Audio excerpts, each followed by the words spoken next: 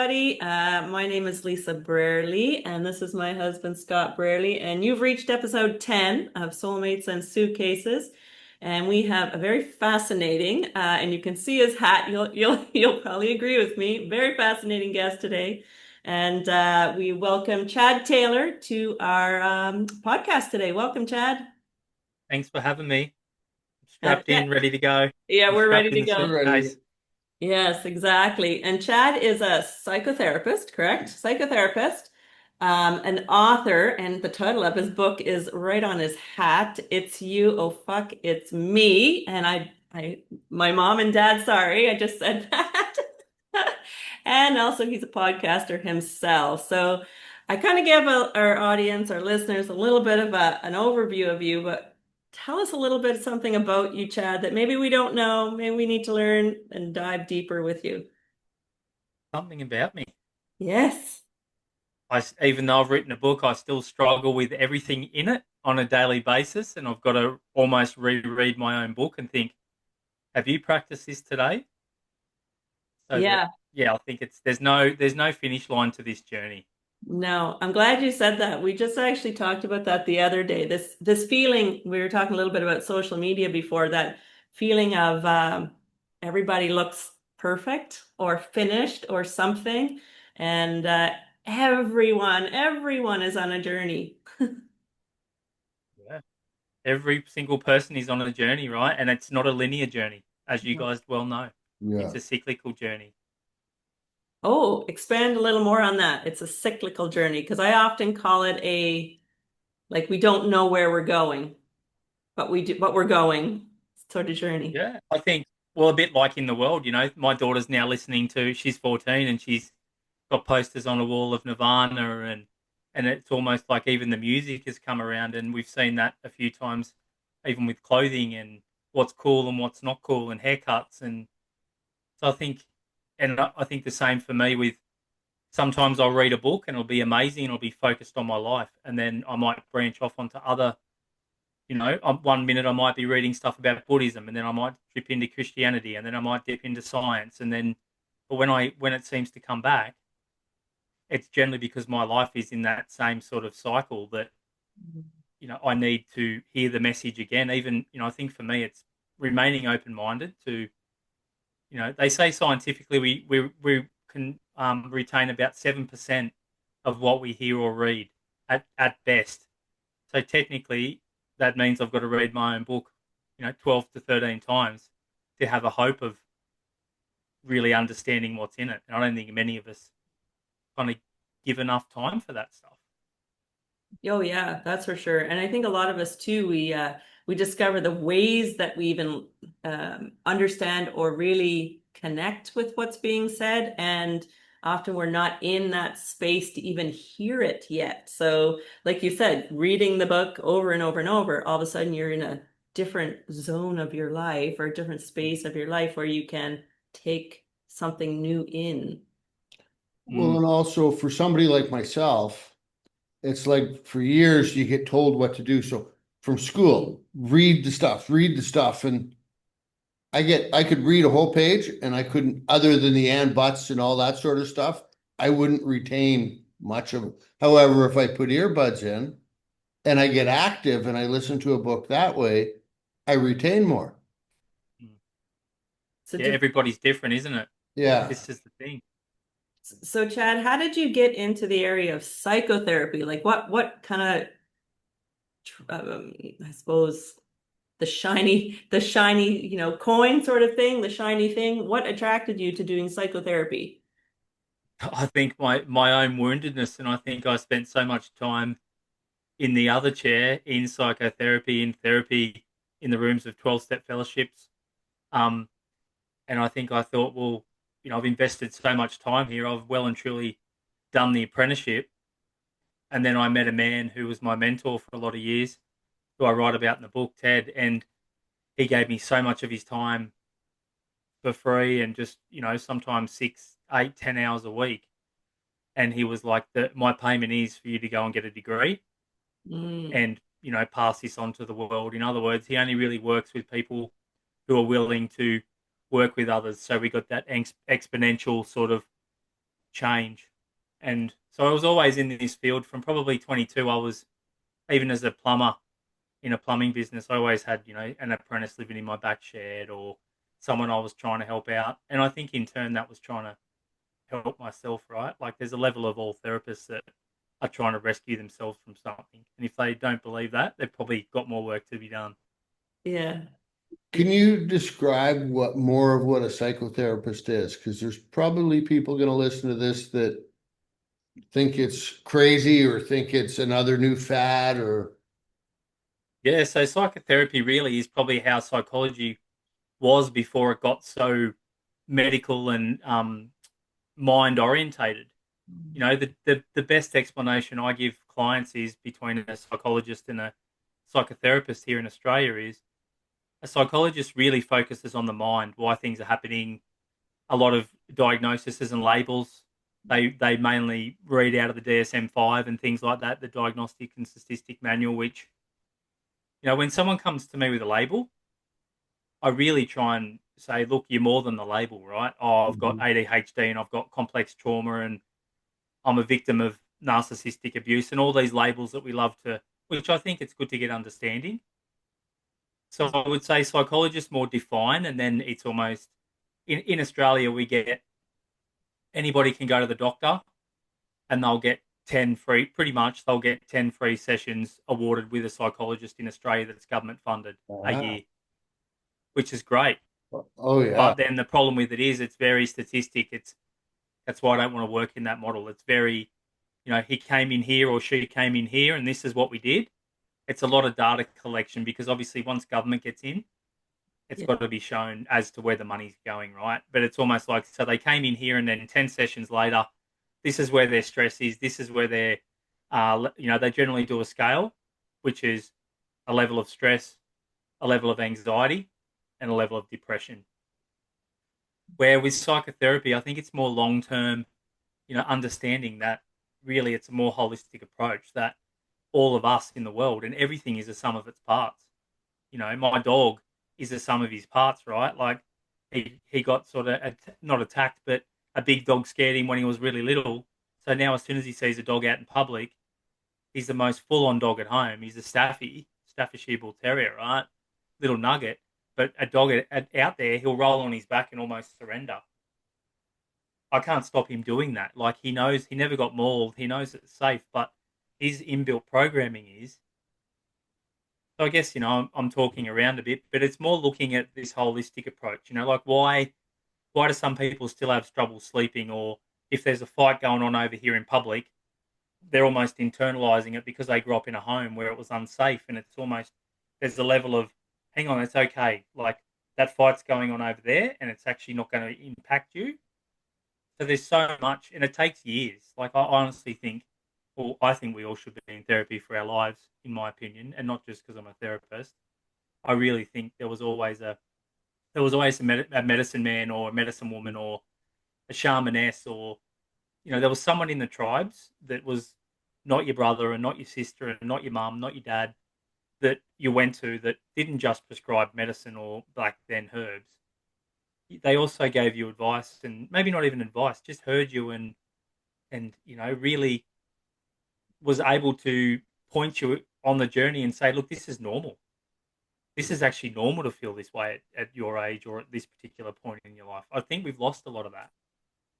Yeah. I had years ago, I had a friend of mine that was a mentor of mine, and he suggested this book, and I attempted to read it, but it was a little over my head. And it's called Iron John, and it's a book about men. And it goes on about like way back in the tribal days where the men took the boys out and taught them how to hunt and fish and gather and all the stuff that quote men are supposed to do. And we've lost that in this world. Like I know I grew up in an era where my dad took me to work and put outside and put the shovel in my hand to dig the pool and that sort of stuff. But in the day and age we're in, we're kind of losing that where the fathers are they're having to work so much just to put food on the table that they're not even around anymore. Or the mother's doing that and the mother's not around.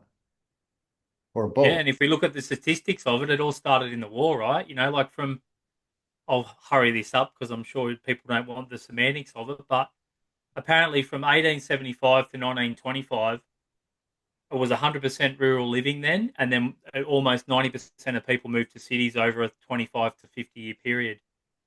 Then straight away, that included, you talked about schooling when we first opened up. That then included, 5-day week schooling systems, which, were predominantly with women because the men were doing other jobs, and then the men were out working, and then pubs and golf and all the other things that, and then we had the wars. So if we really look at the statistics, we're about 4 or 5 generations in now Yeah. where there's been no real directive of men, and the women did have to pick up the pieces. So most of us men grew up with, the book I recommend to most men, surprisingly, that seemed to come to me, is a book called No More Mr. Nice Guy by Robert Glover. And it's really about this, that a lot of us grow up with the mum almost being the only real figure in the family, either because of separated families or because the father's away at war or away working or whatever it might be. It's not always the father was absent because he was mucking up or an alcoholic or a drug addict or obsessed with something else. A lot of this came from survival, right? Hmm. Survival. And then, so we've got about 4 or 5 generations now where it's almost like, is mum okay? And this all happens below the level of consciousness, right? Yeah. So then we almost grow up. We can either, there's 2 types of things I see in my therapy room, is the toxic masculinity or no masculinity. And that middle part is, it's almost like, masculinity is either, it's non-existent or it's um out of control. Mm. That actually makes good sense. Really good sense. Cause it's like, even for myself, like all I ever did was work and work and work and work. And I didn't take care of my previous wife. I mean, I did financially. I mean, she had her own job, but I showed up financially. And of course, all the rent was on the house, but it was like I wasn't present.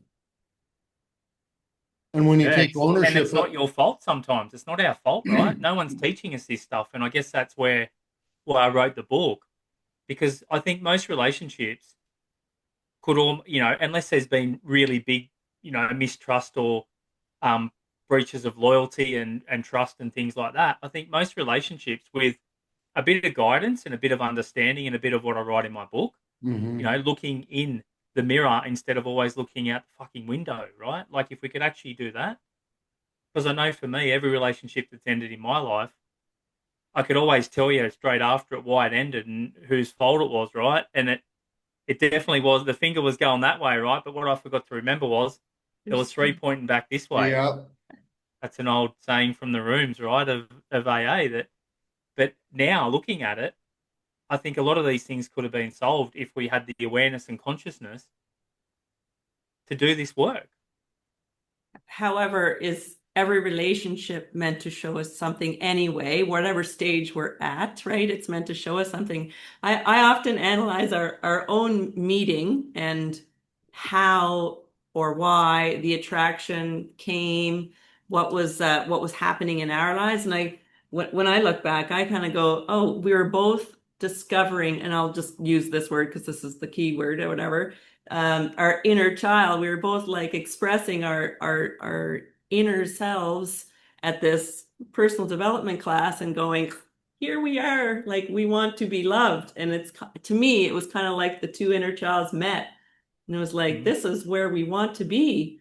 And yeah, we sometimes are dumbfounded by Oh, how we've come to this place of full respect, however, aware of those patterns that you talk about in your book as well, and the things that we've been doing over and over. And so when you see people come to you, how do you approach that understanding that relationships are showing us something?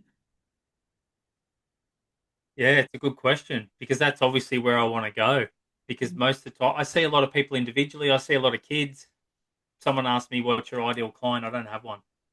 You know, sadly to say, probably addicts and alcoholics are my least favorite client because they're the ones that are unreliable, right, and don't pay their bills. And it's funny that there's such a mirror there for me because that was me. 32 jobs in the last 2 years of my drinking and drugging, right? I get a taste of my own medicine And funnily enough, on that, I'm going to get to answer your question. But when I do get someone like that come in, I generally won't charge them for the first session, and I'll almost recommend them get to a 12-step fellowship of my way of passing on what was given to me. I'm like, I'm not going to charge you for today. In my opinion, this is the best way you'll ever get well. You got a lot more people in the rooms that are, a lot more probably smarter than me and a lot more sober than me. But, most people don't want to take on that journey these days because of stigma, and I completely understand why. But how do I get them to see that, there's a pattern in this, or that relationships are waking us up? Sometimes I think depends on how desperate somebody is. There's two types of clients, right? There's the client what I'd call surrender, or the client that comes under compliance. And they're two very different clients, right? Because when we're ready to surrender, we're open-minded, and when we're there under compliance, it's funny when sometimes I'll do my diagrams that I wrote in the book and things like that on the wall, and I had this happen the other week, and she'll be saying to her husband, "Are you looking at this? Because I already know all this stuff. I've done lots of therapy and I already know all this stuff." And I'm sort of thinking, okay, well, I sort of devised those diagrams with my mentor and out of lots of different literature, and I'm thinking, you haven't seen it, but I'll let it go. And they were coming because he wouldn't speak up. Surprise, surprise, at the way this conversation was going, right? So some people aren't ready to look at their own stuff, and the whole session was like that. And in the end, I just said, look, I don't really think I'm the right therapist for you guys. In my opinion, it wasn't worth. I try and keep myself fairly well priced, because most of my clients have been with me 2, 3, 4, 5 years. It's a repetitive, weekly and then fortnightly and then monthly, which is only 10 times a year. By the time we miss Christmas and another one, there's, 8,760 hours in a year, right? If you go to therapy for 10 times a year or 12 times a year once a month, it's not a pretty big payoff. It's a pretty good payoff. It's a pretty good ratio. But how do I work with them?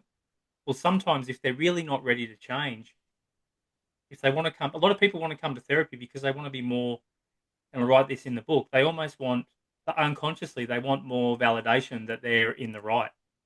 Mm-hmm. It's only when you're ready to see that, and I say to them, are you, at the moment with the war, and even though I'm all the way over here in Australia and we're pretty protected at the moment, it's like the amount of people that want to come in and talk about Donald Trump or what's going on in the world. And I'm sort of like, I let them burn a bit of energy off for 5 minutes. And I'm like, hey, look, not sure if you're aware, but, you're paying me decent money. You're sure you want to, you've probably already wasted $15 of your session on talking about Trump that really we have no control over. And, do you know him? Because I don't. It's all secondhand information. Yeah. So I guess, how do I get them to see? Very slowly, which is why it takes so long, the same way it comes to me. Very, very slowly. Just before Lisa and I, and like it was in the 7-day development class that we met, this guy changed my life by a simple statement.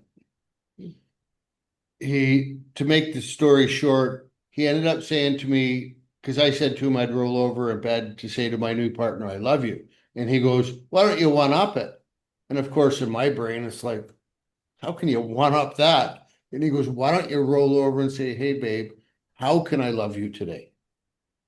Because everything, it's like you've talked. I brought all the stuff from my past to my relation, to the new relationship. So I'm still focused on how I know how to love, which I didn't know how to love. So then we did this probably for a couple of years, almost every day. And then partway through, I kind of thought of step 10. And it's like, did I fulfill my commitment today to you? Mm. And it was an amazing thing because we both learned how to communicate. And it's like you talked about couples seeing therapy. We seen a therapist in our first year of dating. Well done. Yeah. And it I wasn't think we because all there was a should. problem. Like Yeah, it was just about awareness and learning about each other and our patterns and what was going on and how to expand from there in regards to a positive way, right? and like one of the biggest problems we had, I was living at her house and I wasn't working. And so my job is to take care of her, to make her breakfast, to make her coffee. And I almost had to fight with her to be able to let me do this. I had to learn to say thank you. That was like something I wasn't used to from my previous relationship. I just did it all. It's so good to hear that, because the analogy I use in therapy is, if you've got an itchy back, how can anybody know how to love you if you haven't done what you've done and actually been inquisitive enough?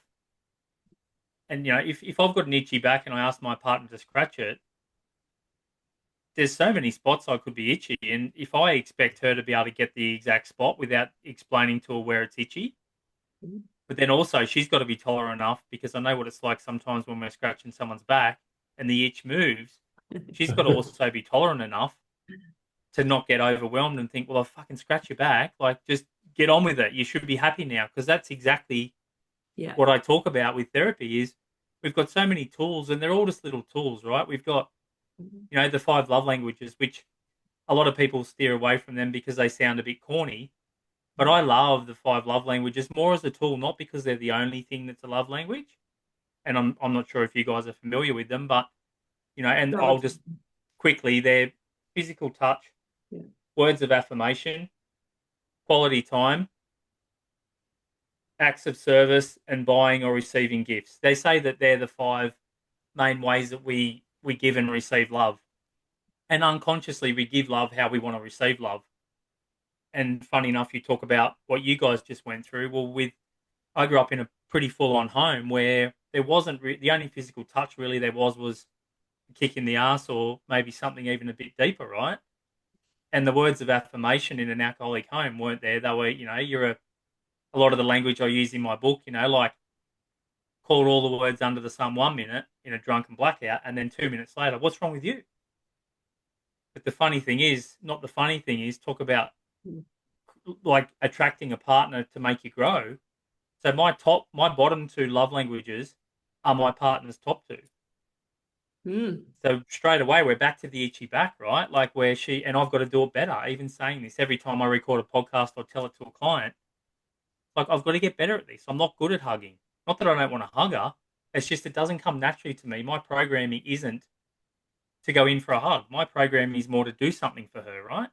Or it's more about acts of service and quality time are my 2 biggest ones, and so they're pretty high on her schedule. So yeah, or words of affirmation, because they were never really, words meant nothing to me, because they were to be told 1 minute, called something 1 minute, and then almost chastised as to what's wrong with you.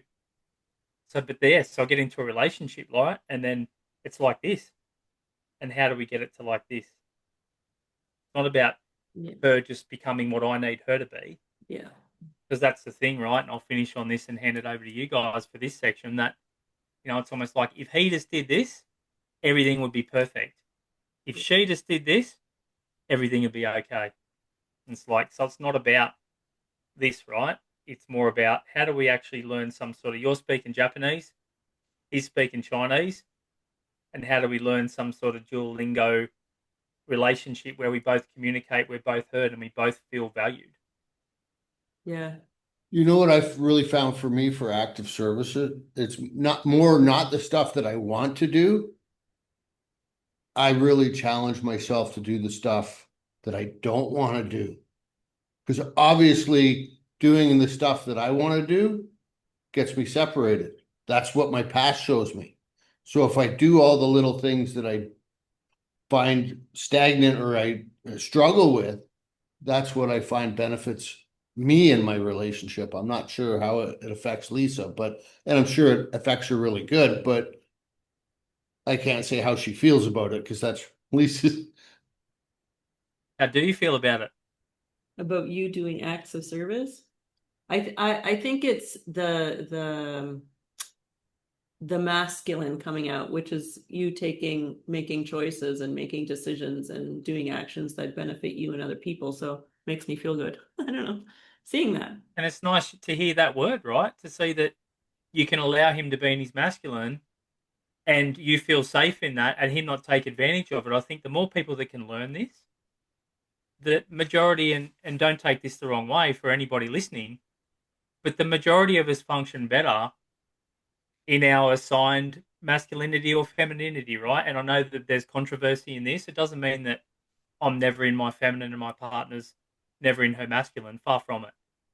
But what it means is, I think if she allows me to be in my masculine, and I don't, and I respect that, and I don't abuse that power, and I make decisions and I do these sorts of things, and she feels safe. The best way I ever heard it in a podcast was the masculine energy is almost like creating this safe container, Yep. and then the feminine energy can almost bounce around in that. And that doesn't mean that I'm always the one creating the container. But Huh. when she allows me to do that, she's an amazing cook and she does all the groceries. But come Tuesday night, it's date night for us. My daughter goes to my mum. And we know and we have Wednesdays off generally. So Tuesday nights for us is like a night that's treasured and valued. Try and put the phones away. We go for a walk. We live near the beach. We go for a walk on the beach, swim if it's hot, run a bath. And then I take control and I order Uber Eats. And that's my masculine. Doesn't seem very masculine, right? Ordering Uber Eats, but it's like a night for her where there's no cooking. I usually wash up, but there's no cooking. She doesn't have to think about preparing meals, or she doesn't have to pack school lunches, or she makes me an amazing lunch every day. She doesn't have to worry about that for Wednesday. It's just a night where she can almost be a passenger and know that, the meal's gonna turn up. I'm not a good cook, right? And I think she likes something nice that's coming, that because she's a good cook, right? So if I was to cook, I think Tuesday nights would end up well, look, we had cheese toasties last week. Maybe I'll just cook this date night, and I don't want to fall into that. Yeah. One of the things you were talking about safety, in your book, you talk about the three drivers of life. I think that's how you describe that. So, Just a brief pause in the show. If you'd like to dive deeper into our work, our books are available on Amazon. You can also get instant electronic copies at payhip.com/Lisa Scott Brearley authors. Now, back to the show. sex, safety, and the social is acceptance, social belonging. Can you tell us a little more about that? Yeah, and that's come out of AA, right? That's come out of the 12 steps, where when we do an inventory in a 12-step fellowship, we generally do a sex inventory. We do an inventory on where we've got resentments and harms. And then there's multiple inventories, and the inventories and a fear inventory, and they all come back to generally those three main instincts, because, animals and us, we are animals, right? Like whether we like it or not, our DNA is so close to the gorilla and chimpanzee world. It's not funny, right? I think it's like less than 1% different. So the problem is, once we're triggered, we're straight back into this security instinct, which is, and Maslow's hierarchy of needs talks a lot about this. I haven't created any of this for anyone out there. Don't think that I think I've created this. I've just tried to make it digestible and understandable, that generally whenever we've got a resentment towards somebody or we're offended, it's generally affected one of those three main areas in our lives. Our social instinct is threatened, our sexual instinct is threatened, or our security instinct is threatened. And those things are survival mechanisms, right? Like, without the sexual instinct, we don't survive as a species. That's why all animals have that sexual instinct. If I've got a male dog, right, and if the female dog next door is on heat, he'll try and rip the house down to get to it. He doesn't know, he doesn't have a prefrontal cortex, right? Definitely not actually being a staffy. But he can't go, oh, maybe I shouldn't barge the house down because I've been desexed. And there's no point me even going there. He's just almost smashed through the glass door, right? Yeah. And then obviously then the social instinct is we all need people around us to survive. We think this is part of the problem. We think we don't because we're in 2026. But survival, we need people around us to survive. And years ago, it was for one person to watch while we had to sleep, or body warmth, get three people together in a cave and there's more heat. So a lot of these things come from survival instinct, right? So if you got kicked out of the tribe or banished from the tribe or disconnected from the tribe, you pretty much died if you're on your own. And then the social, so that security and social kind of link in a bit together, because that brings security. And in Maslow's hierarchy of needs, which I'm sure you guys have probably seen in your self-development somewhere, right, is the bottom of the pyramid is physiological needs, which is air, food, and water. And most of us in the Western world luckily have that. in some parts of the world, they still don't even have that bottom part of the triangle, right? Which is really sad. Then the next one up is our security needs, which is really shelter, which leads into, when we talked before about being away working and that having an effect on the relationship, you can't, you're not going to be in a well relationship if there's no security, if you're out in nature. And then the next one up then becomes love and belonging, right? So I think those instincts for me, whenever I'm threatened, it's almost like what part of me is threatened. And thankfully for being in 12-step fellowship for so long and programs, and really more about the actual program than the meetings, than turning up to the meetings and sounding really good or being funny or whatever people go for. For me, it's like, how can I grow every day and see where am I threatened? Mm. Where does that emotional safety come in? Because I think that's a huge thing. I just see a lot of I have some family members who, end relationships because I don't think they feel safe emotionally. And so kind of where does that all play in that? Yeah, I think very far down too, right? Emotional safety. And that looks like many different things. That looks like if my partner's triggered for some reason, I'm sure she won't mind me saying this, but her dog, her dog's everything to her and he's had 2 epileptic fits, right? So at the moment, it's having a bit of an effect on her and having a bit of effect on our lifestyle because we don't want to leave him at home. But she needs to be emotionally safe to be able to have a breakdown and me not want to fix it, right? Because by nature, men, and I'm a tradie originally, so as soon as she does that, I want to give strategies on. My nature wants to give strategies on. We can just do this, or why don't we just do this? It's almost like just shut up, Chad, and just be that container and let that. And that's emotional safety. It could be also being able to hear when you've done something that's bothered the other person directly. It's very hard, I think, to practice emotional safety. It's very hard for me to go to someone or her to come to me and say, look, when you just wanted to point this out, when you did XYZ this morning, that made me feel CDE, and me to sit with that and try and hold space and not want to, because the nature is want to go back to, oh yeah, but what about yesterday when I did, that's unemotional safety, right? But I think a lot of people, I don't know, I think they've read a little bit and they think they've got it all together.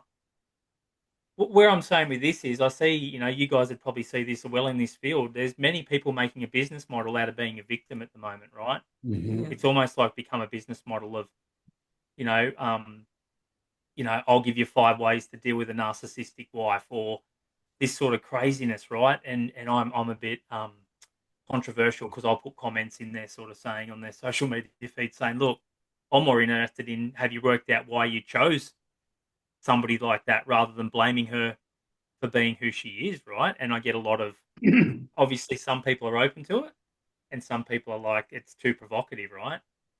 But I guess to answer your question is, I'll give you one example which I love to use. So I'll use this heterosexually because I see it a lot, and for anyone out there, apply it to same sex, trans, doesn't really matter what it is. But generally, they'll come in as couples therapy, and her thing is, "Oh, I want him to be more emotionally connected to me. I really don't ever really know what he's feeling or how he's feeling or what's going on for him."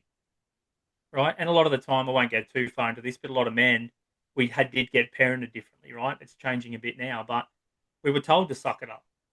I'm off topic now, and I'm sure this isn't the first time you've heard this, but if we were to observe, you know, me growing up and I was a twin and I fell over in the park and my sister was a twin and she fell over, she'd get the, come over here, darling, come on, we'll make it better. Come on, you okay? Cry, cry, cry. Yep. Or maybe not cry, but, and this is very stereotypical out there, people. So then if I fell over, it was like, come on, mate, you'll be right. Suck it up. Literally told to suck the emotions in, right? Then we get into a relationship as adults and we're taught be more emotional, where it was never safe to be emotional, but got to also make sure that the person wanting the other person to be more emotional can handle that. Because what I see a lot is, I want him to be more emotional, so then when I see couples, I generally see partner A, partner B, and then both together. Partner A, partner B, both together, because I believe that I get a good insight. If it's like you guys and you're going there at the start of a relationship, I don't really think that's necessary. I'm not saying it is or it isn't. I don't make a judgment. But generally, when people get to me, it's like they're on the verge of separating. And then I really need to, I think, do a lot of work individually, which I don't think is really fair to do it with an audience there. So Yeah. then I'll work with him, right? And I'll be like, look, mate, just share your day. Like, share your day. And so then he comes home from work and it's like, oh, I'm really fucking angry today. This and this has happened. And then what it's met with is, well, I was fine till you come home. And now, don't come here with your anger. Now I'm fucking angry. So it's almost counteractive. And I'm like, look, if you want him, it's a bit like somebody that gets together with somebody, and hopefully at our age, we're not so silly to do it. And they want to know how many people their partner slept with. It's like there's no right answer here. If they say 3, you probably know they're lying if we're around 30 or 40 or 50. And if they say 303, it's not going to benefit you or them, right? Like, just my thing is, why are you asking the question? So in other words, don't ask your partner to be more emotionally connected if you're then going to get offended when they almost, because it's, I guess, learning that emotional safety isn't taking on the other person's emotion. It's Yeah. being witness to it, I guess, is my long-winded way of saying, so just try and remember that, people, being emotionally safe is more being able to hold space and be a witness rather than taking on that person's emotions. I like that whole space and be a witness. For me, it's deciding that that's their energy and I still need to protect my own energy. However, I'm here to allow you to do whatever you need to do, share or whatever. Yeah. Yeah, it's tricky. And sometimes it's just about listening, not any feedback. Yes. Most times it's about listening and no feedback. Or for me, it is anyways. Yeah, it's I I think for all of us. heard this recently. You can respond with, do you want me to help? Do you want me to just hear you? Or do you want a hug? Like more or less just a touch. So those 3 H's, I heard that recently. I'm like, that's a good way to look at it. Yeah, and I need to embody that myself. Yeah. This is the thing, I think, going into the world, like looking, where can I learn something today to be a better person rather than I'm a clinical psychotherapist and I know everything. What can this person teach me? It's like, be open, guys. Exactly what you said then. It's like, if my partner, and this doesn't happen, this is more of a cliche thing than a real life thing, but if she comes out to me and says, what do you think of these pants? Right? She doesn't do that every day she gets dressed. So there's already something going on there, right? So exactly what you said then, it's like, hey, do you want me to be a cheerleader here? Is that what you need? Or do you want me to give you my honest opinion? And then they have a choice in that, right? Yeah. But some people would even get offended by somebody asking that question. That's the problem. Yeah, I know. There's a lot of like you said, looking within, like that to me, that's the ultimate. And I know I realized that probably I'm 50, almost 53, and probably realized that around the age of 48. Like I need to start really looking inside, taking care of me, because that was the way I could, it allows me to show up for, my kids, my husband, whoever else I meet. And so coming to that place of, like you talk about in your book, taking that responsibility for yourself. That's huge. It's everything. Yeah. Self And so, responsibility. yeah. And so, Chad, so you began your psychotherapy, how long ago? How? Probably 10 years ago, I properly went to uni and did that. Before that, I volunteered all through from 22 when I got clean and sober in a detox and rehab facility. From then on, I was a tradie and I had a plumbing business and pretty successful. But I always volunteered at youth rehabs and detox facilities. So I knew I wanted to do this as a job, but I knew it was my calling. But I don't really think a 25-year-old has got much to offer somebody, really, if I'm truthful. And anyone that's 25 out there listening to this, work with people younger. Where what you've got to offer is not trying to work with somebody that's in their 50s that's on their third relationship at 25, but where you can help is go and work with youth. Go and work with somebody just that little bit younger than you or your age, because they're the ones that are going to look up to you as a role model and somebody who's got some sort of authority in what they're doing. And then through that journey of doing your psychotherapy work, that's where the book came out. And then when did the whole podcasting as well come through? Yeah, so I've been co-hosting a podcast for about 5 years with another man, Dean Dampney, that I went to uni with, called Conversations for Conscious Relationships. So I was doing that, and that was more of a we'd get together. We didn't really communicate in between. We'd get together on a Tuesday during our lunch break on Zoom. We'd pretty much say, "How you going?" and then hit record. So it was very raw and real. It literally was a conversation. Mm. And then, so the book was really for me. How can I get this message to more people? I can only see 25 people a week. I tried seeing 40, and I got pretty bad burnout because when someone comes to me, it's generally through word of mouth because I don't advertise, and it's like, and I've got a personal connection. It's like, oh, you come really highly recommended, and my son is really suicidal or he's fallen apart, and I was almost like I almost become overworked, and had to be careful because then I wasn't showing up for my partner and my kids the correct way because I was burnt out from work, right? So the book was like, okay, how can I get this message to the world? And it was originally going to be called, you might have to apologize to your mum and dad again already. It was originally going to be called I'm fucked, you're fucked, why being wrong is foreplay. And it was really about that oxytocin that gets released when you make amends, right? Or you do an inventory and you see your part in things and you go to your partner with that. Like, if I've had an argument with or disagreement with my partner, which is very rare, I think we've had one proper argument in 4 years, and we both weren't in a good place, right? Which is pretty amazing because we're both working on ourselves. She's a therapist, I'm a therapist. We're both in recovery. We both practice the 12 steps. So when I go back to her after a disagreement or a difference of viewpoint or whatever we want to call it, right? And I worry about, because I instantly think, well, you're 90% in the wrong. Of course you are, because I'm always right, right? That's just who we are as human beings. And at most, I'm 10%, maybe, or maybe 9. Anyway, if I go to her after processing that and I talk about my 10%, funny enough, in the right relationship, she talks about her 10%, and we don't need to cover the 90% because we've already got the healing and the understanding we need. Mhm. So the part of writing the book was exactly that, right? And I didn't even know I was going to write it. I went on a trip to Bali over Christmas. Someone asked me the other day, my therapist, and he's when he asked the question, you really got to pause and think, what's he really asking this? Yeah, And he said, how long did it take you to write that book? And I thought about it, and my answer was 47 years, right? Because that's how old I am. true. But as far as writing it, I went on a holiday to Bali on the 18th of December last year, and I hadn't started. And then by the time I got back on the plane on the 7th of January, bit over 3 weeks, it was ready to be published. So it was a gift.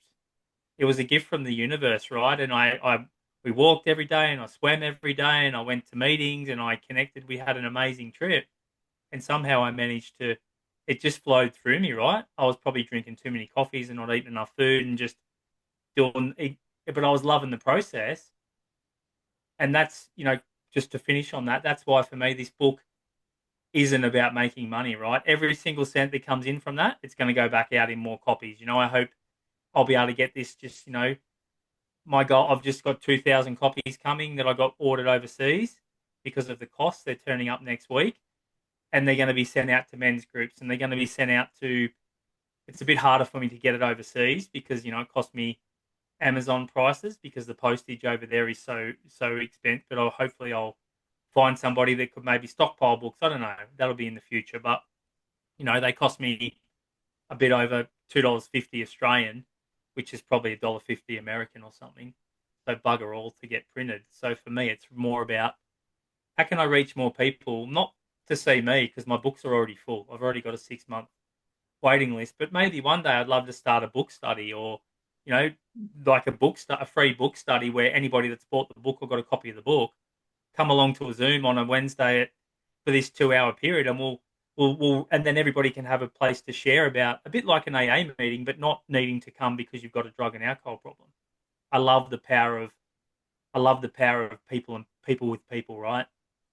So that's the movement, hopefully. And then the podcast literally was, I just went, oh, maybe this could be a way to market the book. And then I just hit record on Zoom and signed up added another account to Buzzsprout, and here we were. Yeah, amazing. It's funny how this happens, and your ebook though, it can be sent out to anyone, correct? Yep. Yeah, so how do they connect with you to do that? Just, I guess, find me. I'm sure you'll find me, right? If you've heard this, it's probably not hard to find me. And if, I'll price the book very fairly. And if you really can't afford it, just email me and I'll send you a copy. Like I write that in the cover. I've already had, it was funny. 2 days ago, I woke up to an email from a woman in America and she's like, I've come across your ebook and I love it. I really think this would be great for my dad. Is there any chance of posting him out a physical copy? And I instantly thought, this is where I'm being raw and real on this podcast. I thought, who the fuck are you to ask me for that? You've probably got more money than me. And then I'm thinking, hang on a minute. I caught myself and I thought, I did mean, when I put it in the cover, I did mean I'd send you a digital copy. But I thought, hang on a minute, like, what's it going to cost me on Amazon, really? $10 or $12 plus a bit of postage. So I responded and I said, no worries, send me your address. I hope your dad likes it. And if it doesn't mean anything for him, just ask him to leave it in a cafe or somewhere public, right? Which is what I say in the book. So, yeah, if anyone's hearing this and really can't afford, $10 or $15, I don't even think it's that much in overseas because our money is a fair bit less than yours. Yeah. If you really can't afford it and want to read it, just email me and I'll send you a copy. And I mean that. Just do something good for someone else, right? Buy someone a coffee or open the door for someone, or because it really isn't about making money. I'm far from rich, but I live a pretty comfortable life. I live on the beach. I don't long for nice food, and I've got a pretty amazing life. Yeah, very grateful. Us as well. It's funny how you were talking about when you mentioned that you and your wife had only had one big argument. Lisa and I had been together, I think, about 4 months, and long story short, I did something and I'm driving and I'm building this fight up in my head. I even called a friend and built the fight up even more. And then I talked to Lisa again. I'm like, look at this. We're having our first argument and we're not even fighting. And she's like, we're having a discussion, Scott. We're not fighting. And it was like, but that's the difference of where people come from. It's amazing, isn't it? Because Yeah. I had that with a previous relationship when I ended it, and we shared a child, and she said, I don't even think we were fighting. And to me, because I grew up, I think I was skewed on what was fighting and what wasn't. A difference of opinion for me was traumatic because my upbringing was you couldn't have a difference of opinion. You had a difference of opinion, it was war. Yep. Yeah. And that's the polarized world we live in at the moment, right? We live in, and we won't go too far down that topic on this podcast because, we don't need to, right? I think No. the sooner we get to the point where it doesn't matter what you believe and it doesn't matter what your views are, if we all had to eat the same food and wear the same clothes and the world would drive the same car and live in the same style of house, right? Be a pretty boring place. But I think sometimes we believe that everybody should just be more like us. Yeah. And often, and you talk about the whole same stuff. The one thing that I realized over the last several years is when you get a little uncomfortable, that's when the growth truly often happens. And I'm just thinking of you talking about the five love languages and things like that. We had gone through a few activities where in the personal development work where you had to do uncomfortable things with other people, because I think often now we think we have all these friends on social media, but do you do things with people that you can actually touch? And one of the big ones was to actually stare. You did it with men, but I did it with women, but stare into another woman's eyes for the whole length of like a romantic love song kind of a thing, and actually really look at them. And you did that with a man, and it was like this one of these uncomfortable things, but it really brought you into yourself of, ooh, who am I sharing here? Who is this girl? Who is this guy? Whatever. So sometimes that uncomfortable place is the place of growth. And I think many people get stuck and don't want to take on that discomfort. Yeah, and if anybody doesn't believe that, next time you're making love to your partner, look them in the eye while you're having an orgasm, right?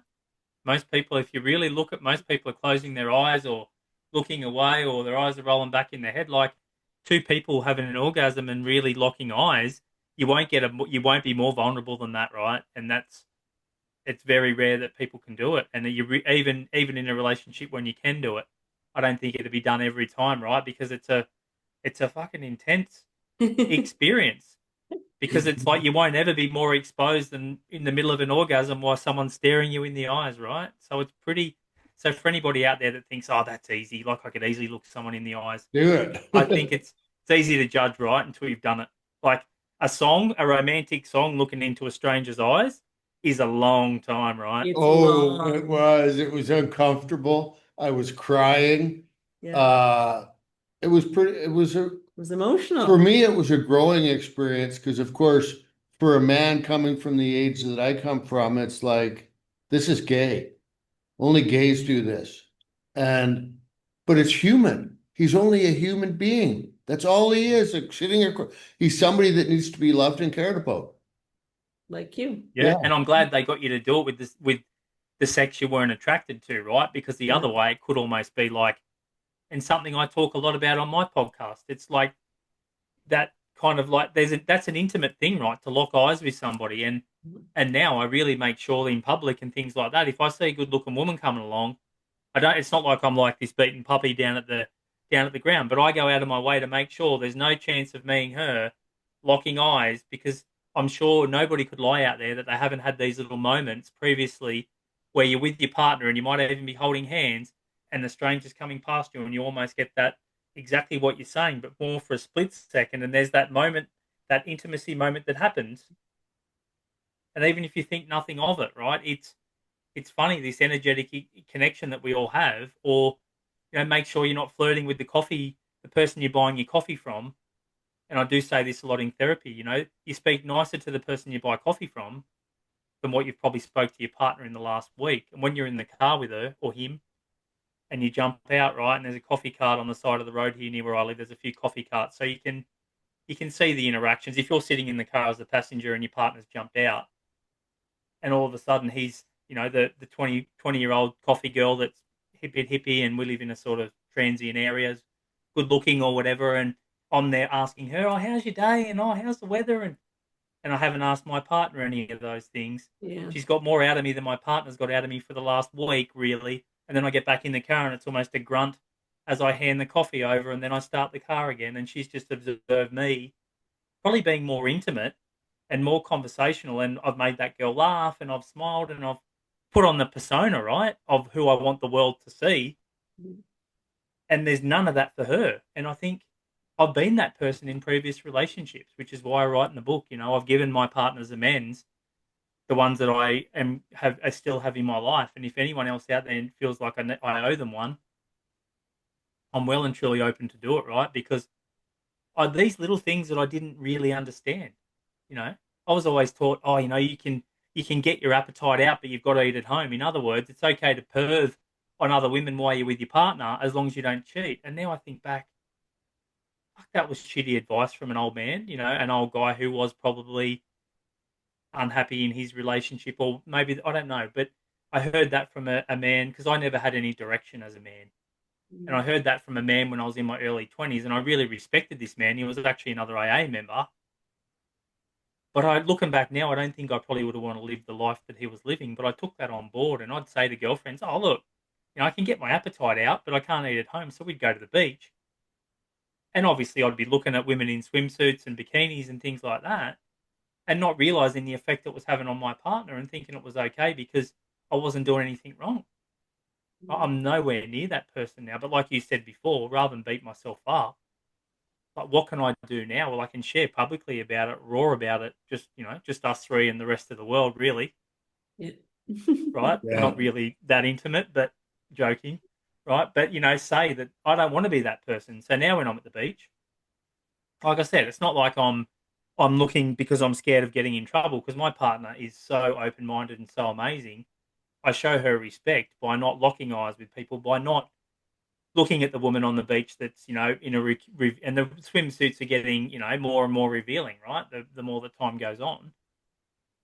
So I guess what I'm saying there is I think there's so many layers to this. This conversation will never end, No. and Yeah.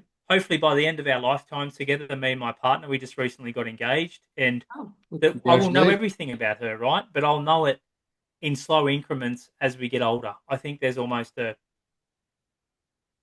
a lot of people, I think there's almost new partners are in lieu of therapy, right? We use new partners to try and heal, yeah. and we don't do the therapy to go along with it. Where me and my partner both are in therapy. We both are therapists. We both regularly check in, like on a daily basis. And that's to me where at the end of our lifetime, I want to know everything about her. I know this sounds even weird, like, which way do you wipe your bum? Front to back or back to front? I know it's not really that relevant, but that's intimacy, right? I might go and ask her that question. She's going to hate that, but For us, there's a third option, by the way, here. The bum gun, the bum gun. Final pause. If you've got a message on your heart and want to be our guest, don't be shy. We'd love to hear from you. Visit forwardwalkingchoices.com, scroll to the Soulmates and Suitcases podcast section, and click Apply Here. Now back to the show. oh yeah, yep. We don't have one of those, so I know that one. There's only two. So I want to go back a little bit because I remember when you were talking about 24-year-olds should only do younger than that. Now, do you think, excuse me, do you think a 70-year-old should work with a 24-year-old? Because there's still so Depends much. on the relationship. I think a 70-year-old working with a 24-year-old, I think could be almost that grandfather figure that they've never had. That's, yeah, good point. Yeah, how it aligns with I, them. I work with a lot of teenage girls, surprising, and I think it's so healing for them because I've been the only safe role model. Like some of them, disclose things to me they wouldn't even tell their mum. And I think, especially if they've been harmed by men, and whether it's sexually or emotionally or abandoned, I Mhm. think sometimes, if you're a therapist or you're a mentor or you're in that role, just try and remember every day how much responsibility you have. Right? It's not about the money. It's not about the money. It's the responsibility that, for that person that's looked up to you. Like I've got a girl at the moment, or she's a young woman now who I've been seeing her since she was 17, and she's out on her own, and she had a pretty tough upbringing. And I obviously my rates are pretty sliding scale, right? Because I can't, if somebody's got 5 cars in the garage and 3 businesses, I charge them, full rate or whatever. But then so anyway, this teenage girl lost her job, and she's rang me up and said, "Look, I don't think I can come to our session this month because I can't pay." So what I'm saying is, it would be unfair of me to then turn around and say, "Oh, no worries, I'll see you." And for any therapists out there, I get we've got to make money. For me, because I am in a position where I can do that, it's like, look, don't worry about it. Just when you get some money, go and do something good for somebody else. So to answer that question, I think as long as we're further along the journey, and age isn't a thing either. No. Right? I work with a lot of people that are older than me now, but I think because I've got a level of maturity and I've sort of, and that's sometimes my partner would probably say, sometimes, where, yeah, so I just think it's more straight out of uni. I just don't think a lot of people have got enough life experience because in Australia, you can do a psychology degree, you can finish school at 17, and if you've got enough grades, you can go and do a psychology degree. So by 22 or 23, you can almost be sitting there working with people without really much life experience. Yeah, Yeah. I get that. I discovered that as a teacher. I was a teacher for 20 some years, and it wasn't until 10 years in that I say, I think I actually can take a new teacher under my wing. Like I'm finally have enough experience to say I can offer them some advice and modeling and what it looks like. But to be a brand new teacher and take that on, no, exactly. Big thing, right? Like I think we get the theory of what it's going to be like when we go to do a uni degree or something like that, and then we get the real experience when we actually start. Yeah, exactly. And you feel your way through these things and how grounded you are in that space and then what you offer to someone else in regards to how you can help them or support them. But yeah, I totally agree. So we're starting to wrap up, Chad. This has been an amazing conversation, and we probably could go for another hour or two, I'm sure, and go deeper. How can our audience get a hold of you, your books, your podcast? Let us know. So my podcast is on all the platforms, Spotify, Apple, any of those sort of main platforms, and it's called It's You, Oh Fuck It's Me, in session with a psychotherapist. If anyone listens to it and wants to come on, and I'm sure you guys are going to come on because I'm going to, get you on. But if anyone listens to it and wants to come on, just reach out. My website, chadtaylorpsychotherapy.com.au, and I'm also starting to build slowly a TikTok and social media, not because I like it, I actually despise it, because I'm trying to reach the world, right? That's the way we go. But it's chadtaylor.itsyou on YouTube, on TikTok, on Instagram. Perfect. Awesome. Well, thanks, Chad, so much. This has been a fantastic conversation. We appreciate your time and your expertise and your wisdom. So great to be on here, and I'm going to get off here and go and give my partner a hug, right? Because that's where I always come onto it. What can I learn? It's not about me being the guru on here, right? It's more like, what can I come away from this conversation from and be a bit more richer? Love it. Thank you so much. Appreciate it. And we'll end it in our Thai version. Thai way. Thai way. Kapun Cup. Kapun Cup. All right. Before we sign off, we wanted to share a little after the show conversation that never made it into the episode. We just started a new meeting today, actually. Me and my partner and about 5 of others of us started a new meeting today for AA, which went pretty cool, which went well.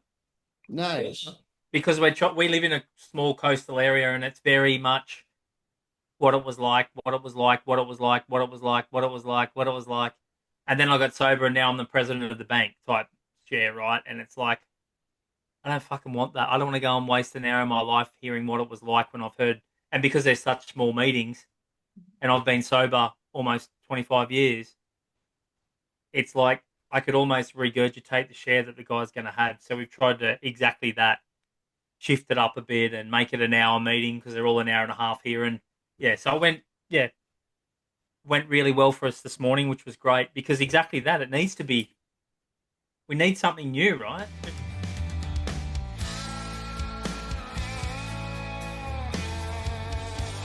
Want to get our books fast and at the best price? Get your electronic copy at https://payhip.com/Lisa Scott Brearley authors. Again, that's https://payhip.com/Lisa Scott Brearley authors.